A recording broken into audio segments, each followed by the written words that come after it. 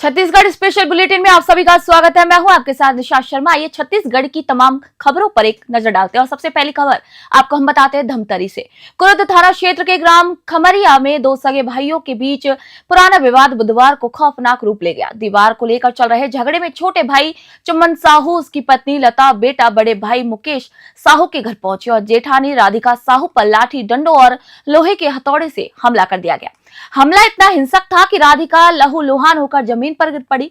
परिवार ने तुरंत महिला को कुरुद अस्पताल पहुंचाया, जहां प्राथमिक उपचार के बाद गंभीर हालत को देखते हुए धमतरी जिला अस्पताल भेजा गया और देर शाम रायपुर रेफर किया गया। वहीं ग्रामीणों का यहां पर कहना है कि दीवार को लेकर चल रहे विवाद ने कई महीनों से तूल पकड़ा हुआ था। छोटे भाई के परिवार द्वारा दीवार तोड़ने के बाद ये हिंसा और भी बढ़ गई।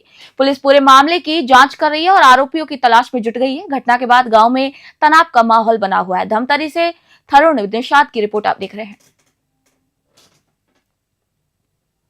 रायपुर में मुख्यमंत्री विष्णुदेव साय ने छत्तीसगढ़ में वर्तमान सरकार के 2 वर्ष पूरे होने पर new circuit house civil lines में प्रेस वार्ता कर राज्य सरकार का रिपोर्ट कार्ड प्रस्तुत किया। उन्होंने कहा कि प्रधानमंत्री नरेंद्र मोदी के नेतृत्व में जनता ने सेवा का अवसर दिया, जिसे सरकार ने निष्ठा और प्रतिबद्धता से निभाया।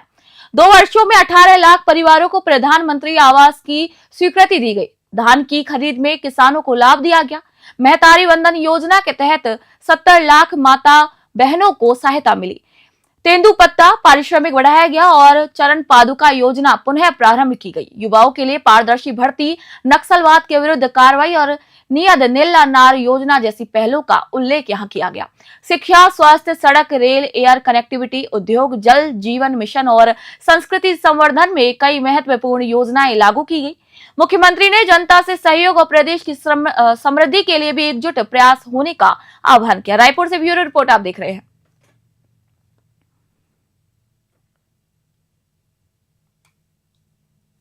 रायपुर से खबर बता रहे हैं, मुख्यमंत्री विष्णुदेव साय ने कबीरधाम जिले के नवीन शासकीय चिकित्सा महाविद्यालय के निर्माण स्थल पर शिला स्थापना कर जिले को एक ऐतिहासिक सौगात दी है।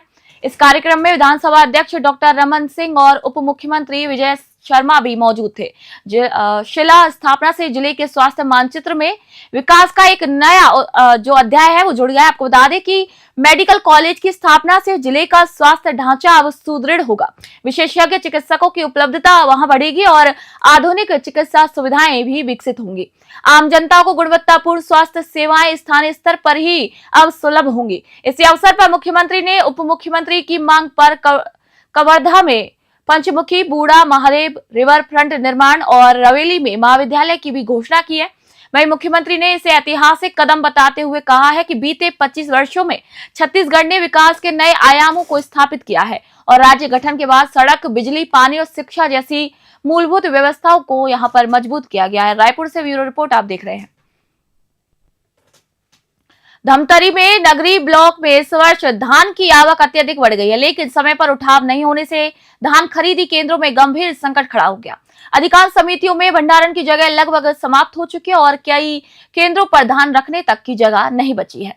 नियमों के मुताबिक धान खरीदी केंद्रों में 72 घंटे के भीतर धान का उठाव होना चाहिए, लेकिन अब तक उठाव शुरू नहीं होने से जो स्थिति है वो लगातार बिगड़ती जा रही है। जहां पर समिति अध्यक्षों का कहना है कि धान का समय पर उठाव नहीं होने से खरीदी प्रांगण में भारी अव्यवस्था भी फैल रही है। इसके साथ ही अधिक समय तक पड़े रहने से धान भी अधिक सूख जाता है, जिससे कि समितियों को आर्थिक नुकसान उठाना पड़ता है।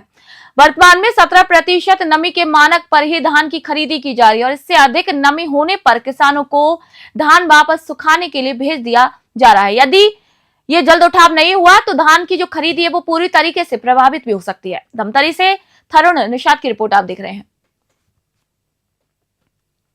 अब खबर आपको रायगढ़ से बता रहे हैं, जहां पर तमनार स्थित गारे पेलमा सेक्टर 1 में जनसुनवाई को लेकर बड़ा विवाद सामने आया है। अनुसूचित क्षेत्र में प्रस्तावित परियोजना के खिलाफ 14 गांवों के ग्रामीणों ने जनसुनवाई को फर्जी बताते हुए गंभीर आरोप लगाए हैं। ग्रामीणों का कहना है कि 8 दिसंबर 2025 को आयोजित जनसुनवाई तय स्थल से हटाकर कराई गई, जो कि संविधान की 5वीं अनुसूची और पीईएसए कानून की भावना का उल्लंघन है। ग्रामीणों के मुताबिक ग्राम सभा की पूर्व सूचित सहमति के बिना परियोजना को आगे बढ़ाया जा रहा है। वहीं सोशल मीडिया पर वायरल एक वीडियो में भी कुछ लोगों को परियोजना के समर्थन में एक जैसी भाषा बोलते हुए भी देखा जा रहा है, जिसे ग्रामीण रटी रटाई स्क्रिप्ट बता रहे हैं। ग्रामीणों ने यहां पर आंदोलन के दौरान दर्ज मामलों को वापस लेने, निलंबित कर्मचारियों की बहाली, दोषियों पर एफआईआर और न्यायिक जांच की यहां पर उन्होंने मांग की है। मामला प्रशासन की पारदर्शिता और ग्राम सभा की संवैधानिक शक्तियों पर भी गंभीर सवाल खड़े कर रहा है। रायगढ़ से ब्यूरो रिपोर्ट आप देख रहे हैं। कबीरधाम से आपको खबर बता रहे हैं, जहां पर मुख्यमंत्री विष्णुदेव साय ने जिले में नवीन शासकीय चिकित्सा महाविद्यालय के निर्माण स्थल पर शिला स्थापना कर जिले को ऐतिहासिक सौगातें दी हैं। इस अवसर पर आपको बता दें कि इसी अवसर पर विधानसभा अध्यक्ष डॉक्टर रमन सिंह और उप मुख्यमंत्री विजय शर्मा विशेष रूप से मौजूद रहे। मेडिकल कॉलेज की स्थापना से जिले के स्वास्थ्य ढांचे को एक नई मजबूती मिलने वाली है और विशेषज्ञ डॉक्टरों और आधुनिक सुविधाओं की यहाँ पर उपलब्धता है वो भी बढ़ने वाली है। मुख्यमंत्री साय ने यहाँ पर कहा है कि ये परियोजना लंबे समय से प्रतीक्षित थी, जिसे अब आम नागरिकों को बेहतर इलाज स्थानीय स्तर पर ही मिलने वाला है। उन्होंने बताया कि वर्तमान सरकार ने 2 वर्षों में 5 नए मेडिकल कॉलेजों को मंजूरी दी है। वहीं कार्यक्रम के दौरान मुख्यमंत्री ने कवर्धा में पंचमुखी, बूढ़ा महादेव रिवर फ्रंट और रवेली में महाविद्यालय की भी घोषणा की।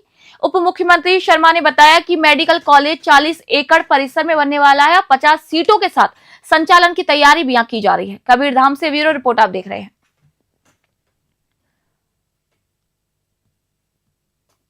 रायपुर से खबर आपको बता दें, यहाँ पर न्यू राजेंद्र नगर पुलिस ने अवैध हथियारों के खिलाफ कार्रवाई करते हुए अमलीडीह क्षेत्र में एक युवक को गिरफ्तार किया है। पुलिस टीम ने अमलीडीह स्थित सरकारी स्कूल के पास संदिग्ध रूप से घूम रहे युवक की तलाशी ली, जिसमें उसके पास एक धारदार चाकू भी बरामद किया है। आरोपी सार्वजनिक स्थान पर अवैध रूप से हथियार लेकर घूम रहा था, जिससे क्षेत्र में भय का माहौल बन सकता था। पुलिस द्वारा आरोपी की पहचान संतोष साहू के रूप में की गई है। आरोपी के कब्जे से एक नग धारदार चाकू जब्त कर लिया गया है और इसी मामले में थाना न्यू राजेंद्र नगर में आर्म्स एक्ट के तहत इस आरोप को और इस प्रकरण को दर्ज कर आरोपी के विरुद्ध विधिक कार्रवाई भी यहाँ पर की जा रही है। पुलिस ने यहाँ पर बताया कि क्षेत्र में शांति व्यवस्था बनाए रखने के लिए इस तरह की कार्रवाई आगे भी लगातार जारी रहेंगी। रायपुर से ब्यूरो रिपोर्ट आप देख रहे हैं। बस्तर से खबर आपको बता देते हैं। बस्तर की धरती पर आज जो दृश्य दिखाई दे रहा है वह किसी सपने से कम नहीं है। 2 वर्ष पहले तक जिस बस्तर को लाल आतंक का गढ़ कहा जाता था, आज वहां पर भव्य खेल आयोजनों का सफल आयोजन चल रहा है। ये परिवर्तन न केवल सुरक्षा व्यवस्था की सफलता को दर्शा रहा है, बल्कि विकास और विश्वास की नई इबारत को भी लिख रहा है। प्रधानमंत्री नरेंद्र मोदी के मजबूत नेतृत्व, केंद्रीय गृह मंत्री अमित शाह के निर्णायक संकल्प ने बस्तर को भय और अस्थिरता के दौर से बाहर निकालकर विकास के मार्ग पर आगे बढ़ा दिया है। नक्सल प्रभावित क्षेत्रों में शांति बहाली, सड़क, शिक्षा, स्वास्थ्य और खेल जैसी सुविधाओं के विस्तार से आम जनजीवन में सकारात्मक बदलाव आया है। आज बस्तर का युवा डर के साए में नहीं बल्कि सपनों के साथ आगे बढ़ रहा है। खेल के मैदानों में उत्साह, आत्मविश्वास से भरे चेहरे और भविष्य को लेकर नई उम्मीदें नए बस्तर की पहचान बन चुकी हैं। बस्तर से ब्यूरो रिपोर्ट आप देख रहे हैं।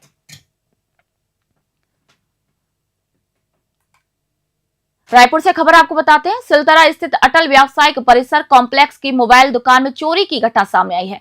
प्रार्थी हेमंत वर्मा ने थाना धरसीवा में रिपोर्ट दर्ज कराई कि 27 नवंबर को वह शादी में शामिल होने के लिए अपने परिवार के साथ दुर्ग गया था। अगले दिन सुबह जब उसने दुकान खोली तो देखा कि रैक पर रखे कई मोबाइल गायब थे और दुकान के पीछे की दीवार में बड़ा गोल आकार का छेद हुआ था।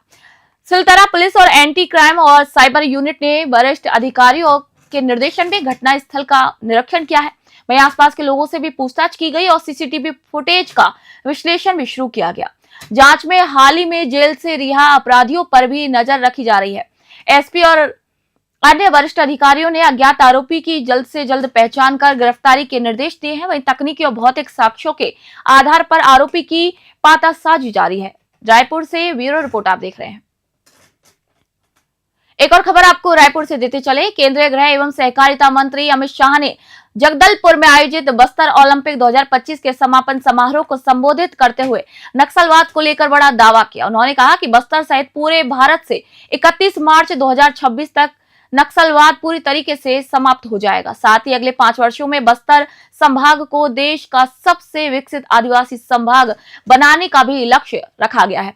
गृह मंत्री ने कहा कि 2026 का बस्तर ओलंपिक नक्सलवाद मुक्त बस्तर में आयोजित होगा। उन्होंने बताया कि नक्सलवाद छोड़कर 700 से अधिक युवाओं का बस्तर ओलंपिक 2025 से जुड़ना गर्व की बात है। बस्तर ओलंपिक 2025 में 3,91,000 खिलाड़ियों ने हिस्सा लिया, जिसमें महिलाओं की भागीदारी भी उल्लेखनीय रही।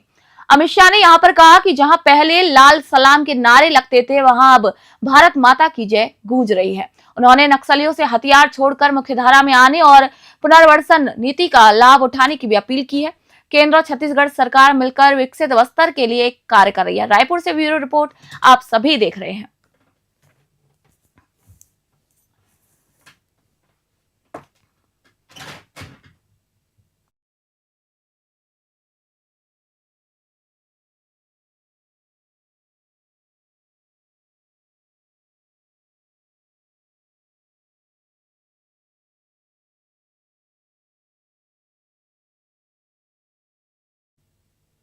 छत्तीसगढ़ बुलेटिन में फिलहाल के लिए इतना ही, और देश दुनिया की खबरों के लिए देखते रहिए न्यूज़ 21। तब तक के लिए नमस्कार।